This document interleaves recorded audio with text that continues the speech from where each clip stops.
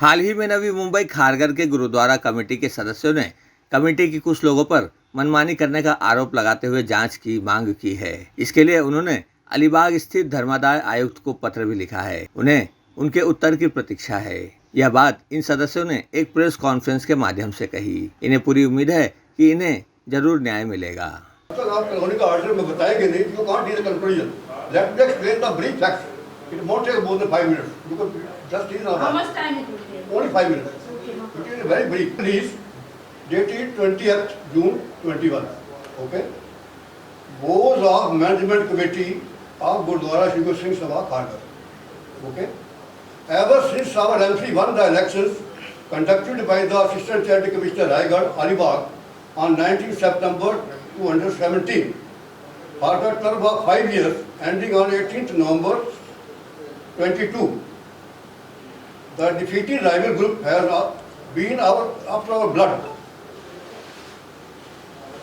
Their first attack was to lodge a fabricated FIR number 404 on 2017, falsely implicating our 10 MC members, but on fair investigation by the then DCP Zone 2 Panvel Shri Rajendra Mane, relying on the CCTV footage, names of 8 unanswered persons were dropped.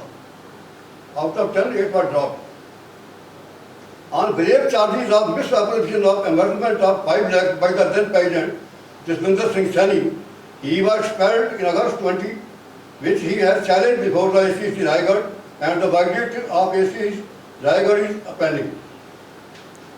During this period, Jaswinder Singh Saini joined hands with the aggressive criminals of the rival group and made on us frequent physical assaults whenever we went to Alibag on the days of hearing. Okay? The particular instances on 11th October, Jaswinder Singh Saini gathered unlawful assembly of about 100 unruly mob, openly flouting coronavirus lockdown guidelines, made heat and violent speeches to provoke the gathering, tried to break open the locks and the MC officers to seize control over the Gurdwara committee. Complaints were sent to CM and HM Maharashtra State, CP Nayi Mumbai, DCP Zone 2 Panvel Senior Inspector Kharghar Police Station, but of no avail. Then our member delegation met CP Nayi Mumbai, Shri Vikul Kawasaki IPS on 14th of October, but in vain. While our way back to Gurdwara, Kharghar, senior member D.R. Singh along with Kabir Singh went to Kharghar police office post office to collect acknowledgement sheet of letters sent to CM and SM Maharashtra State, posted on 12 October. Pratap Singh Pawar, accompanied by Satnam Singh Maan and Satnam Singh Sandhu, alias Balu, threatened with pistol to kill and seize possession of Gurdwara on gunpoint, Kharghar.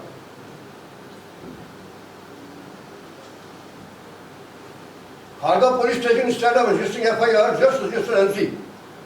Agreed of lukewarm and cordial attitude of the Commissioner of Navi Bhai on intervention of the then Home Minister, Maharashtra State, Shri Anil Deshmukh, Shri B.K. Singh, Navi Bhai, election he gave a personal hearing to us of 4-member delegation on 31st December and ordered to convert NC of D.R. Singh into FIR under 6 Section 307 IPC, but again it was done half-heartedly, diluted to FIR number 0221, dated 1121, Kharghar Police Station under Section 502. Luke Barman, Karis attitude of police boosted morale of the country to the extent that they have lodged concocted council draft FIR number 2421, dated 2/21/21/20, Kharghar Police Station against our two general FIR number 2321, dated 21 January 21, Kharghar Police Station, to dilute our above FIR. और हम 15 member थे, उसमें कौन से गुरुद्वारे का मतलब? एक खारघर गुरुद्वारा, ये जो जसविंदर सिंह सैनी था, ये प्रधान था हमारा, ये हमारे को सबको टॉर्चर कर रहा था, मतलब अपनी हुकूमत चला रहा था कि गुरुद्वारा नहीं चला रहा था। कोई भी ऐसा आदमी आपको 15 मेंबर में से नहीं मिलेगा जिसको टॉर्चर नहीं किया उसने। तो हम लोग कमेटी को चला रहे थे, उसको साथ में आगे लेके, जो इलेक्शन हुआ है कमेटी को 15 आदमी को वोट पड़ा था, ना कि एक आदमी को वोट पड़ा है। उसके ऊपर हमने समझाने की कोशिश किया, 3 साल समझाते रहे, पर उसके बाद भी वो टॉर्चर करने नहीं रुका। फिर हमने प्लॉट लेने की बात किया। फिर उसके बाद उसने क्या किया कि पैसा जो इकट्ठा कर रहे थे प्लॉट के लिए, तो 5 लाख एक परमजीत सिंह छैनी है उससे ले लिया। वो हमारी कमेटी को मालूम नहीं है। और वो चीज़ का गुरचरण सिंह सिद्धू जो हमारा कमेटी मेंबर है, वो उनके साथ में उसके घर पे गया, उसकी वाइफ ने लेके पैसा इनको दे दिया। जब भी पैसा हमारे को वापस, हमारा प्लॉट का कैंसिल हो गया, तो जब भी पैसा हम लोगों को वापस करने लगे, भी प्लॉट कैंसिल हो गया, हमने पैसा नहीं चाहिए गुरुद्वारा में, तो आप पैसा वापस लेके जाओ। जब भी हमने कॉल किया तब हमारे को पिक्चर उस आदमी ने बोला कि मैंने 5 लाख रुपया कैश दिया है। तो हमने बोला कि हमारी कमेटी को नहीं मालूम, भैया जसविंदर सिंह जाने, गुरचरण सिद्धू जाने और तुम परमजीत सिंह जाने। तो तीनों के बीच में हमारे गुरुद्वारा में आए, उन्होंने बोचर में लिख दिया जो लाख रुपया का चेक दिया था।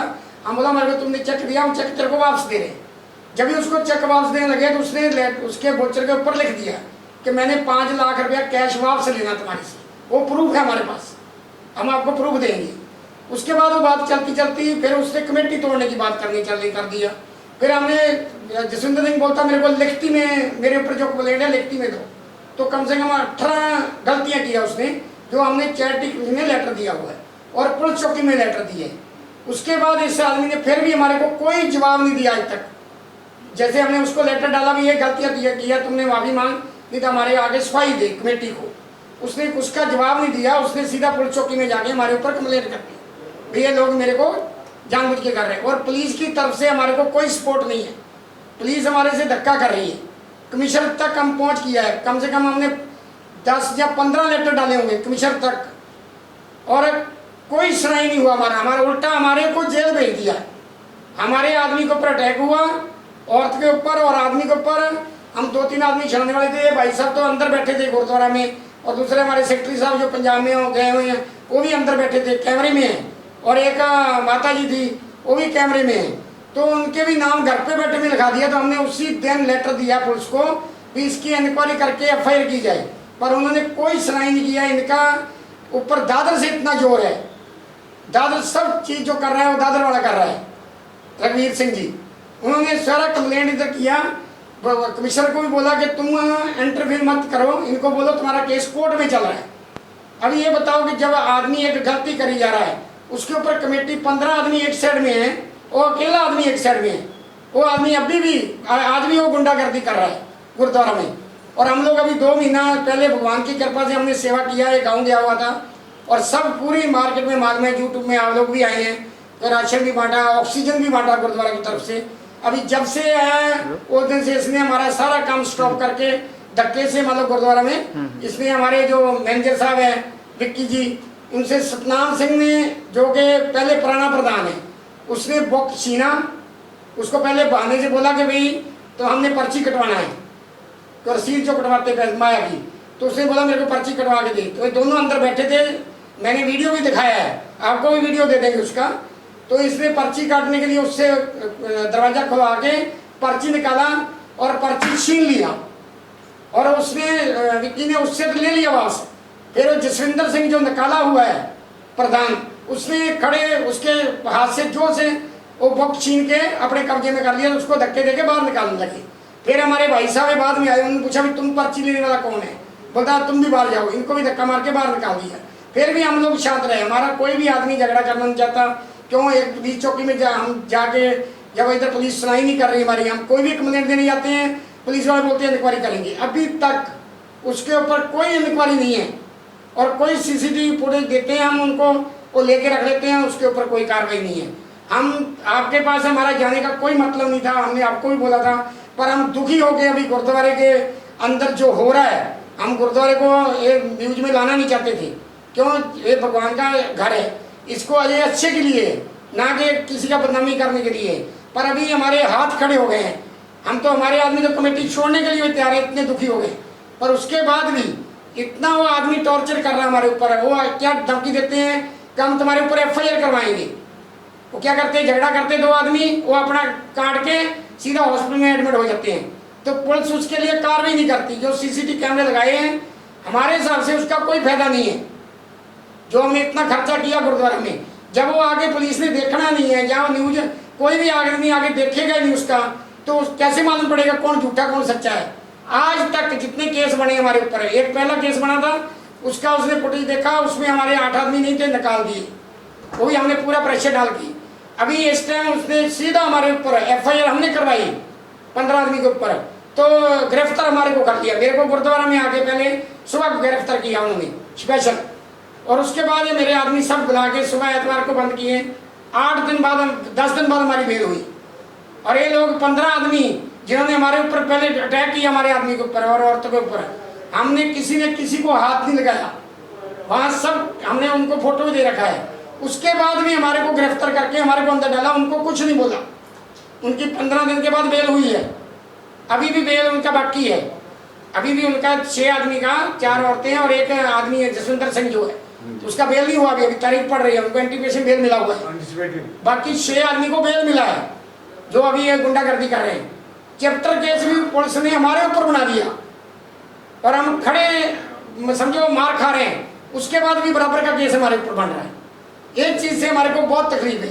अभी उनका गुरुद्वारा से कोई संबंध है क्या, कमेटी पे है क्या वो लोग? वो कोई आदमी कमेटी में नहीं है, खाली जिसको जसविंदर सिंह को निकाला उसको आगे करके और उसके थ्रू वो सब आदमी अटैक कर रहे हैं हमारे ऊपर।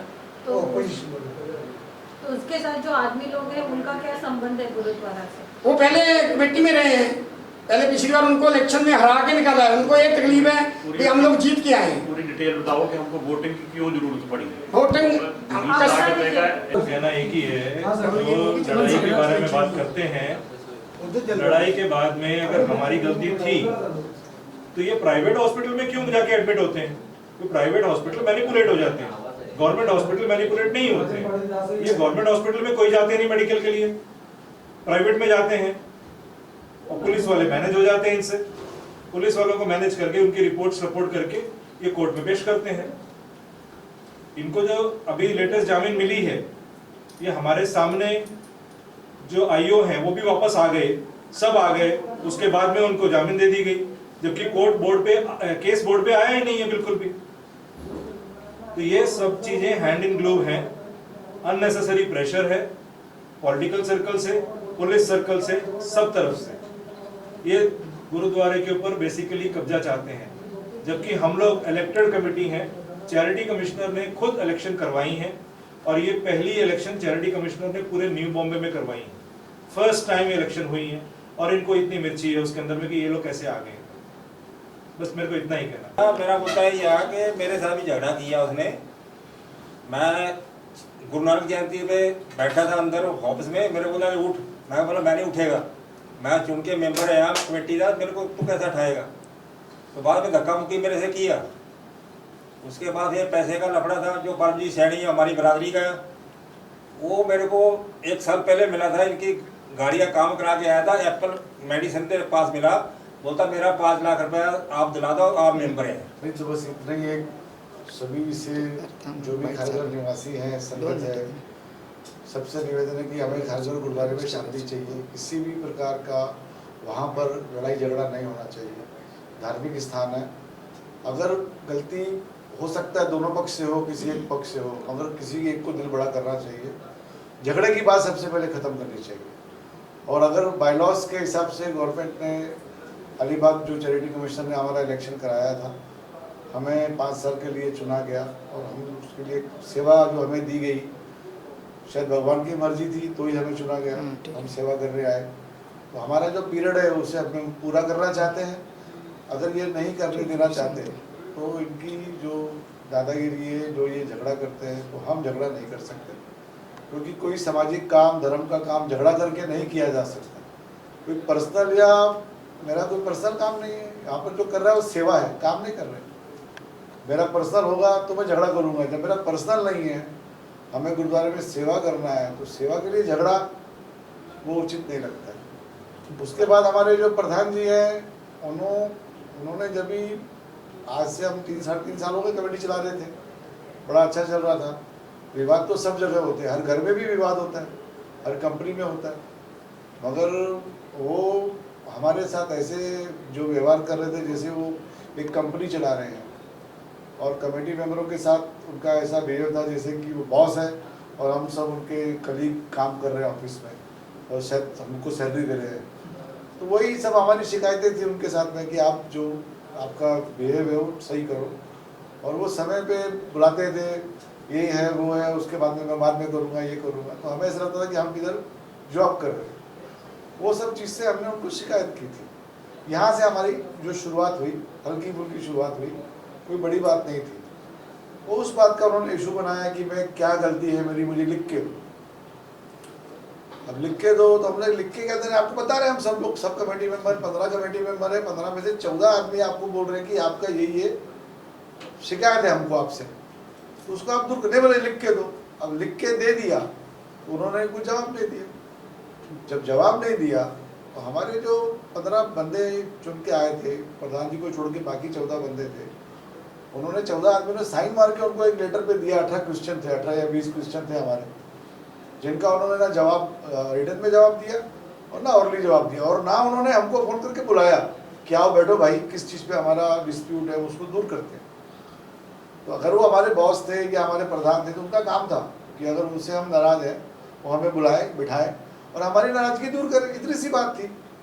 जब उन्होंने इसको दूर नहीं किया तो हमने डिसीजन लेके उनको प्रेसिडेंटशिप से डिसमिस किया। Thank you sir, thank you. बस ये हमारी बात थी। और अभी भी हम चाहते हैं कि झगड़ा कुछ नहीं होना चाहिए। अगर उनको, हम तो चैरिटी कमिश्नर से को बोले हैं, या तो हमको हटा दो या उनको हटा दो, आप किसी को देना दे दो, कोई गुरुद्वारे में झगड़ा नहीं होना चाहिए। हम यही चाहते हैं, शांति चाहते हैं, झगड़ा नहीं चाहते। ऑर्डर पे क्लेम कर रहे हैं। क्लेम नहीं, चैरिटी इसने क्या किया, जसविंदर सिंह सैनी जब इसको प्रेसिडेंट से निकाला तो हमारा जो अकाउंट दो, बैंक ऑफ इंडिया सेक्टर 7 में और बैंक ऑफ इंडिया सेक्टर 19 में, दो में अकाउंट है, दोनों को उन्होंने सीज करवा दिया लेटर देकर भी मेरे को इसके बारे में आपत्ति है, ये कुछ गलत है, इसलिए इस अकाउंट सीज होना चाहिए, कोई ऑपरेट नहीं करना चाहिए। हमारे पर पूरी पाबंदी भी लगा दी, भैया नहीं, कुछ पैसा नहीं निकाल सकते, डाल सकते थे चेक डाल सकते, निकाल नहीं सकते। तो उसके बाद में चैरिटी कमीशन के पास केस चलता रहा। फाइनली चैरिटी कमीशन ने इंटरिम ऑर्डर दिया कि बैंक अकाउंट चालू होने चाहिए, क्योंकि लाइट बिल भी देना है, पानी का बिल भी देना है, सैलरी भी देनी है, राशन भी लेकर आना, लंगर चलता है हमारे यहाँ जैसे आप सब मालूम है। तो उसके लिए अकाउंट उन्होंने ऑर्डर दे दिया भी चालू होंगे, और एज पर बाय लॉ हमारे जो रूल रेगुलेशन वो ऑपरेट होंगे। ठीक है, वो उन्होंने हमारे अकाउंट आबाद कर दिए, चालू करवा दिए। ये हुआ, और ये बोला ये जो ऑर्डर है अभी इन फोर्स तक रहेगा। वैसे ये प्रेजेंट कमेटी पहले शुरू ऐसे गया, प्रेजेंट कमेटी।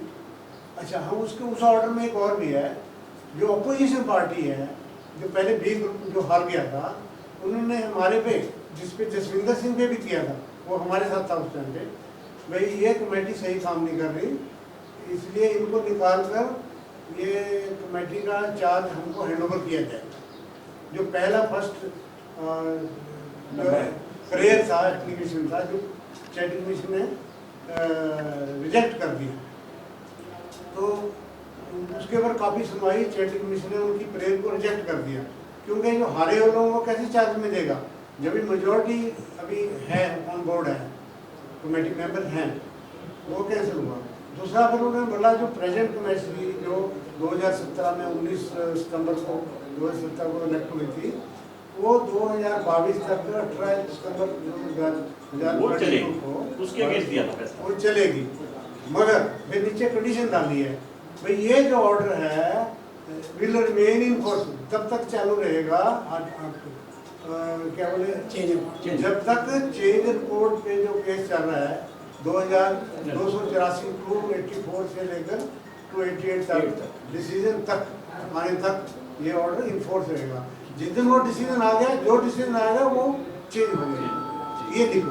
पर उनका हमारा एक विस्तार से समझाना ये है, जो ऑर्डर हुआ हमारे को उसका बैंक का ऑर्डर हुआ, ना जो कमेटी का हुआ है। इसमें बैंक का अकाउंट बंद करवाया था, तो हमने उसका चालू करवाना था बैंक, तो जज ने बैंक के ऊपर ऑर्डर दिया था, ना जो कमेटी के ऊपर। उसमें ऊपर ऑर्डर में लिखा हुआ है कि 2 आदमी को अथॉरिटी है। हमारे लॉ में 2 ही, पहले हमने ऐसे इकट्ठे होकर सर ने 3 आदमी का सिग्नेचर किया था।